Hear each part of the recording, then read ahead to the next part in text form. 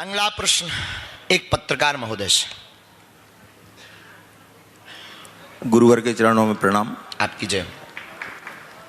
सबसे पहले तो सनातन धर्म में चरित्र और संस्कारों का आज जो गिरावट आ रही है उसको अपन स्थापित करने के लिए गुरुजी अपनी ओर से क्या करेंगे, सबसे पहले तो हम आपसे ये जानना चाहेंगे। बहुत सुंदर प्रश्न।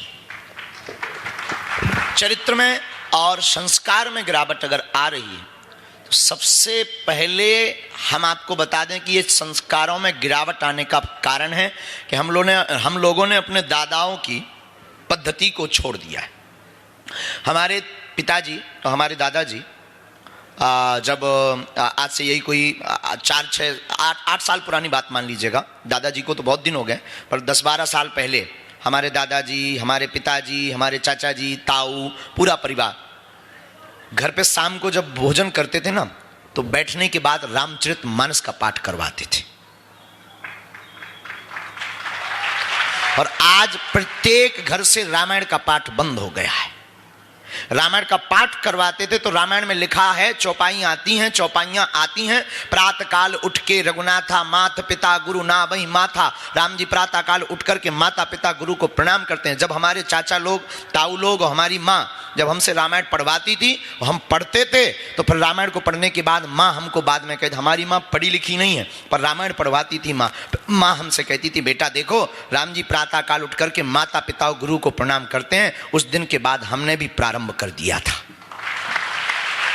तो जिस दिन भारत में ये पुनः पद्धति रामचरितमानस की पढ़ने की, बच्चों को पढ़ाने की, गीता और रामायण, केवल एक ग्रंथ रामायण, बहुत भटकिए मत, केवल एक ग्रंथ रामायण आप छोटे बच्चों को पढ़ाना प्रारंभ कर दीजिए और अपने घर में रोज 5 दोहा पढ़वाइए और उनके अनुसार बच्चों का आचरण प्रारंभ करवा दीजिए। आपके संस्कार और संस्कृति दोनों सुरक्षित हो जाएगी। गुरुजी एक निवेदन और है कि आज जो घर के अंदर थे वो घर के बाहर आ गए हैं, जो घर के बाहर थे वो अंदर आ गए हैं। जैसे ये कुत्ते आज घर के अंदर पाले जा रहे हैं, गाय और गाय बाहर हो गई है। माँ बाप को जिन्हें भगवान मानते हैं, जिनकी हम पूजा करते थे, आज वो अनाथालय में, कहीं वृद्धाश्रमों में जाकर के रहने के मजबूर हो गए हैं। ऐसे लोगों के लिए सामाजिक स्तर पर अगर कोई पनिशमेंट माने, उन्हें अपन दंडित करने का अगर प्रावधान बनाए तो इसके लिए आपकी क्या मार्गदर्शन? दंड देने का अधिकार तो न्यायालय को है, पर सामाजिक दृष्टि में न्यायालय को ही है, लौकिक में तो नहीं है। वकील साहब भी बैठे हैं, लौकिक में है कोई तो हमें बताओ तो हम शुरू करें।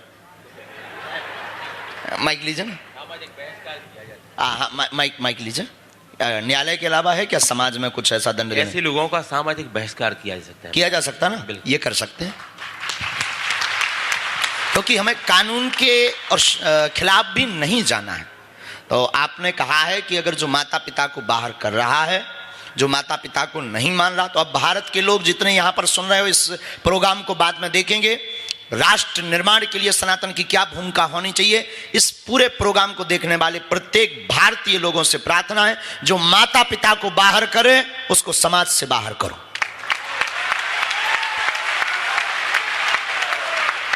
और ये हमने नहीं बताया, वकील साहब ने बताया, इसलिए हमारे नाम से कोई भी नोटिस ना भेजा जाए। और वकील साहब का नाम और नंबर भी लिख लो, अगर तुम्हें ऐसा कुछ लगता है तो इनको छोड़ा भी ना जाए। ये निपट लेंगे, क्योंकि ये कोर्ट में पेशी करेंगे, हम कहां फदाल में फंसेंगे। हमसे एक व्यक्ति कह रहे थे कि वकील डरते क्यों नहीं केसों को? हम इसलिए नहीं डरते हैं कि वो खुद केस लड़ते हैं। भाई पेशी के कभी मूल्यम की जानी तो खुद कर लेंगे, हो गया, बाबू के पास जाएंगे, हस्ताक्षर करेंगे, चले आएंगे, इसलिए नहीं डरते हैं। तो ये बात हम नहीं कह रहे हैं कि आप कहोगे कल के दिन तुम ब्रेकिंग न्यूज चला दो, देखिए ब्रेकिंग न्यूज, बाबा ने कहा समाज से बाहर करो। आपत हो जे भी, हम तो मारे जे भी 1.5 हड्डी के आदमी मारे जाएंगे, इसलिए इसमें हमारा कोई हाथ नहीं है। ये तो हमने कानून के हिसाब से भी पूछा, इसीलिए भगवान की कृपा से सब हिसाब के लोग बैठे हैं, समाज सेवी भी बैठे हैं, डॉक्टर भी बैठे हैं, पत्रकार भी बैठे हैं, जो जैसी लाइन हो गई। अब अगला प्रश्न।